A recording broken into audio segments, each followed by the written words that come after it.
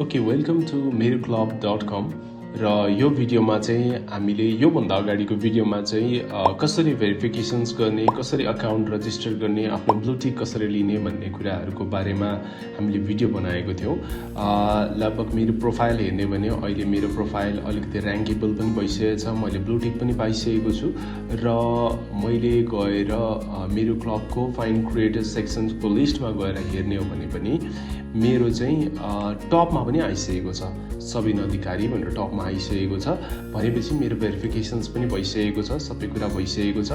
अब लगभग म फेरि ब्याक टु ड्यासबोर्ड जान्छु। अब म यो भिडियो चाहिँ अलिकति लामो पनि हुनसक्छ, तर यो भिडियोमा चाहिँ मैले कसरी क्याम्पेनहरूमा एप्लाई गर्ने अनि कसरी पिआर क्याम्पेन्समा एप्लाई गरेर पिआर लिने, कसरी अरू क्याम्पेन्सहरूमा गरेर क्यास रिवार्ड्सहरू लिने भन्ने कुरा चाहिँ गर्छु। यहाँ चाहिँ डिफ्रेन्ट ब्रान्ड्सहरूले वा बिजनेसहरूले क्याम्पेन्स बनाउनु भएको छ। अब यहाँ डिभा बक्स भन्नेले पनि बनाउनु भएको रहेछ। अनि त्यहाँदेखि अब म एज अ मेल भएको हुनाले चाहिँ युजली मलाई चाहिँ फेसन एक्सेसरिजको भिडियोजहरू त म बनाउँदिनँ, तर यहाँ बिकम आवर फेस भन्ने छ, यहाँ चाहिँ रिवार्ड पनि रहेछ, मलाई चाहिँ इन्ट्रेस्टिङ लाग्यो। अनि अरूहरू चाहिँ एन्डेड भइसकेको रहेछ। पहिले यो लाइभ छ, म यहाँ all types paid PR package र पिआर क्यास भन्ने छ अप्सन, र अल र एक्टिभेट ओन्ली भन्ने छ है। र म चाहिँ एक्टिभ ओन्ली मात्रै हेर्छु अहिलेको लागि, किनभने बाँकी रहेको त सकिसकेको क्याम्पेन्सहरू रहेछ जुन चाहिँ मैले अब गर्न त पाइनँ। तर एक्टिभ भएको चाहिँ लगभग 3टा रहेछ। एउटा भनेको सिआरएम हेल्प बिजनेस भन्ने रहेछ, यो चाहिँ लगभग यो पनि लाइभ नै छ, यो लाइभ छ, यो पनि लाइभ छ। भनेपछि यो चाहिँ पिआर प्याकेजको रहेछ, यो चाहिँ पेडवाला रहेछ। भनेपछि अब यसको एकचोटि हेरौँ, डिभा बक्स केही भए पनि एकचोटि हेर्छु म।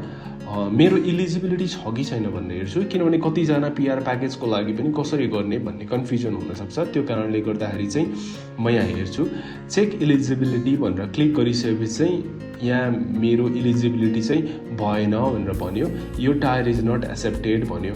किन भन्दाखेरि मेरो चाहिँ माइक्रो भएको कारणले गर्दाखेरि यहाँ चाहिँ रिक्वायर्ड चाहिँ मिड रहेछ। अनि मिड भनेको चाहिँ युजली मिनिमम फलोवर्स नै 10,000 चाहिने रहेछ। त्यो कारणले गर्दाखेरि मेरो त 1.1800 मात्रै छ, 1.8K मात्रै छ, त्यो कारणले गर्दाखेरि भएन।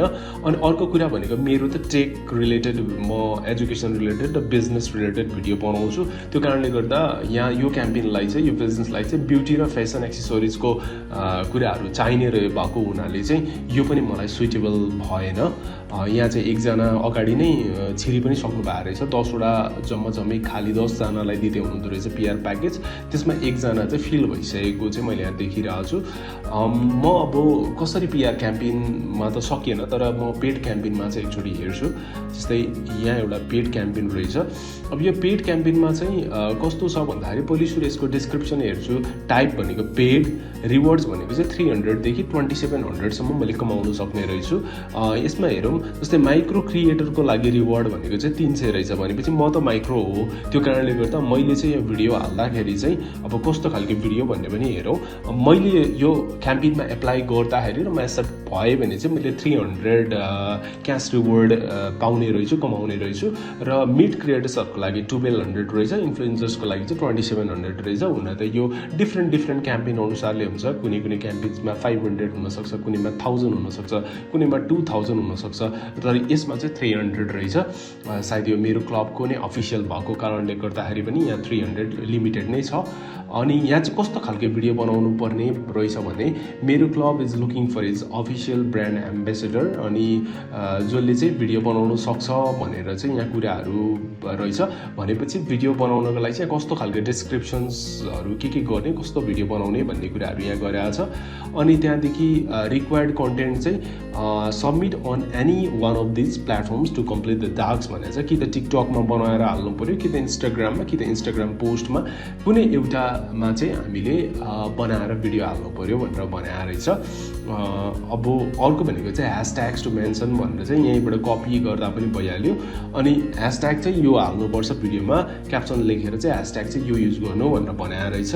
अनि क्याम्पेनको रिसोर्सेस चाहिँ यो फोटोहरू पनि मैले युज गर्न पाउने रहेछु, भिडियोमा चाहियो भने चाहिँ फोटो युज गर्न पाउने रहेछु। अनि क्याटेगोरी चाहिँ सबैमा क्याटेगोरीहरू रहेछ। अब यो भिडियोको लागि चाहिँ म पहिले एकचोटि एप्लाई गर्छु। एप्लाई सेक्सन्समा गएर एलिजिबिलिटी हेर्छु।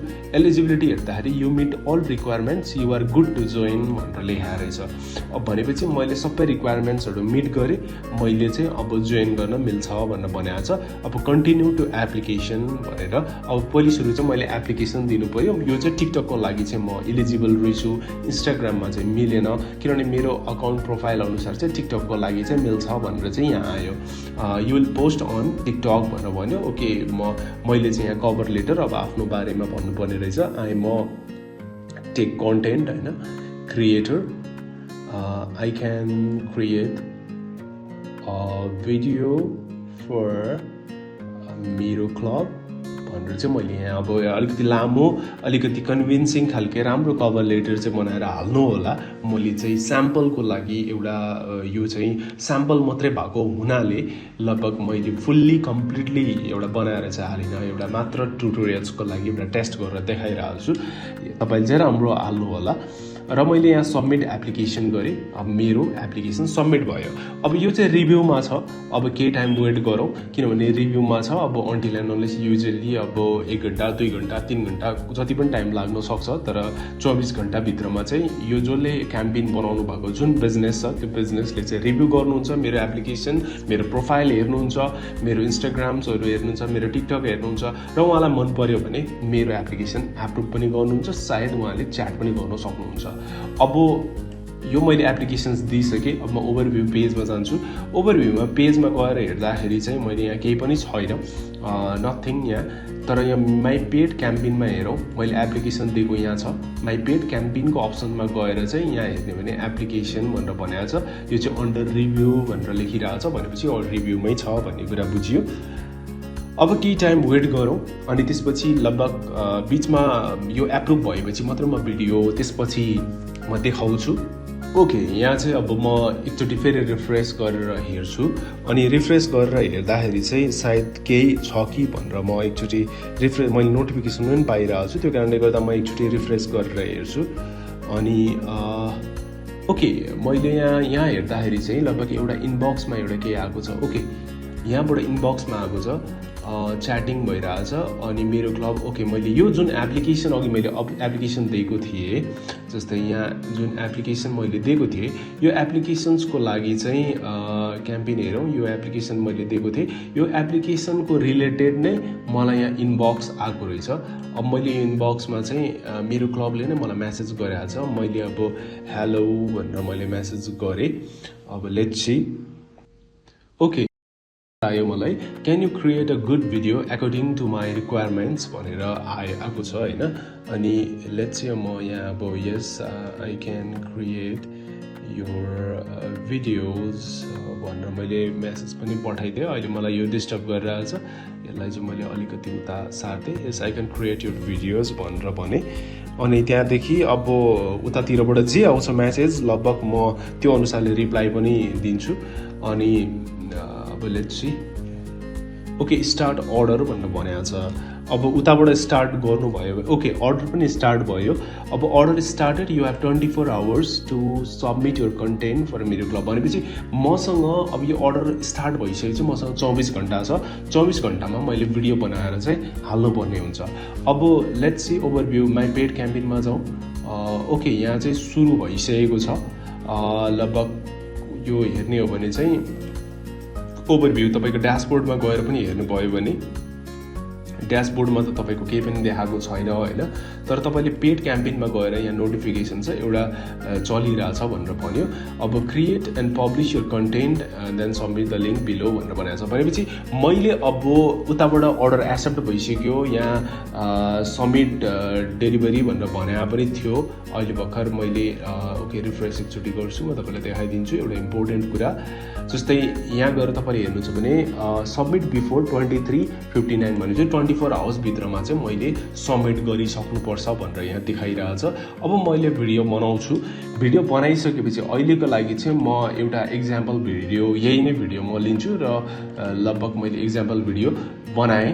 अब बनाइसके पछाडि सबमिट डेलिभरी भन्ने अप्सनमा चाहिँ यहाँ चाहिँ तपाईँलाई जुन चाहिँ कन्टेन्ट युआरएल छ, यदि भिडियो छ भने भिडियो डाइरेक्टली पोस्ट अपलोड गर्दा पनि हुन्छ। तर यहाँ मैले अब अपलोड गरिसकेको छु, मेरो आफ्नो प्रोफाइलमै हालिसकेको छु भने त्यसको लिङ्क कपी गर्ने, लिङ्क कपी गरेर चाहिँ यसमा कन्टेन्ट युआरएल भनेर मैले भिडियो कन्टेन्ट हालेँ, क्याप्सन मैले यो हालेँ, क्याप्सन अप्सनल भनेको छ, त्यसपछि मैले डेलिभरीको सबमिट गरिदिएँ। मैले आफूले भिडियो बनाएर मैले हालिदिएँ। अब उतातिरबाट हेरिसके पछाडि यदि मेरो भिडियो मन पर्यो भने, उहाँहरूलाई मन पर्यो मेरो भिडियो भने चाहिँ त्यो केसमा चाहिँ अब मैले एप्रुभ हुने भयो, भिडियो मन पर्यो भने। तर भिडियो मन नपर्दाको केसमा चाहिँ रिभाइज गर्नुपर्ने पनि हुनसक्छ। त्यही भएर अब लेट्स सी, हेरौँ एकचोटि रिफ्रेस पनि गरौँ। ओके, कम्प्लिटेड भन्नेमा गयो, अप्रुभड एन्ड पेड भनेर भन्यो। अब भनेपछि यो मैले मेरो जुन भिडियो मैले बनाएको थिएँ त्यो अप्रुभ भयो र पेड पनि भइसक्यो। अब मेरो आफ्नो वालेट हेरौँ, वालेट चेक गर्छु म। वालेट चेक गर्दाखेरि 300 चाहिँ ब्यालेन्स अपडेट भइसक्यो। यहाँ माथि पनि हेर्ने भने एनपिआर 300 जुन चाहिँ मैले अहिले भर्खर भिडियो बनाएको थिएँ त्यो भिडियो मैले सबमिट पनि गरेँ बनाएर। जुन मैले स्याम्पलको लागि यो भिडियो मैले एउटा लिङ्क कपी गरेर सबमिट गरेको थिएँ, त्यो भिडियो मेरो क्लबले एक्सेप्ट पनि गर्नुभयो। जुन चाहिँ ब्रान्ड बिजनेस जसले बनाउनु भएको थियो त्यो क्याम्पेनको ओनरले मेरो भिडियो एक्सेप्ट गर्नुभयो र एक्सेप्ट गरिसके पछाडि मैले आफ्नो ब्यालेन्स पनि यहाँ 300 मैले कमाइ पनि सकेँ। भनेपछि अब यो 300 ब्यालेन्सलाई मैले इजिली विथड्र गर्न सक्छु। अब विथड्र गर्ने स्टेप चाहिँ मैले नेक्स्ट भिडियोमा बनाउँछु। नेक्स्ट भिडियोमा कसरी विथड्र गर्ने, के गर्ने भन्ने कुरा बनाउँछु। तर युजुअली नेक्स्ट भिडियो पनि बनाउनु पर्दैन जस्तो लाग्छ मलाई, किनभने लगभग एउटा मात्रै प्रोसेस हो। जस्तै मैले अब 300 भनेर यहाँ लेखेँ जुन चाहिँ मैले कमाएको। अब मेरो आफ्नो नम्बर यहाँ लेख्छु, जति नम्बर हो अहिलेको लागि मैले XXX लेखेँ। अब मैले मेरो नाम चाहिँ सबिन अधिकारी भनेर लेखिदिएँ। अब मैले यो विथड्र ब्यालेन्स चाहिँ मैले सबमिट गरिदिन्छु र 24 घन्टामा मेरो विथड्र पनि आइपुग्छ। अहिले अब यहाँ 0 भनेर देखायो अनि टोटल अर्न भनेर 300 देखायो र मैले यहाँ मेरो चाहिँ जुन मैले रिक्वेस्ट पठाएको थिएँ त्यो चाहिँ पेन्डिङमा छ। उताबाट एक्सेप्ट हुने बित्तिकै, अप्रुभ हुने बित्तिकै मेरो इसेवा वालेट मैले इसेवामा हालेको छु, सबै डिटेल्सहरू इसेवा वालेटमा मैले पाइहाल्छु। भनेपछि यति सजिलो छ पेड क्याम्पेन्स गर्नको लागि वा कुनै पनि पिआर क्याम्पेन गर्नको लागि। प्रोसेस अलिकति लामो हुँदाखेरि पिआर क्याम्पेनको चाहिँ म क्लियरली अझै अर्को भिडियोमा देखाउँछु। तर पेड क्याम्पेन्सको लागि चाहिँ इजिली यसरी गर्न सकिन्छ।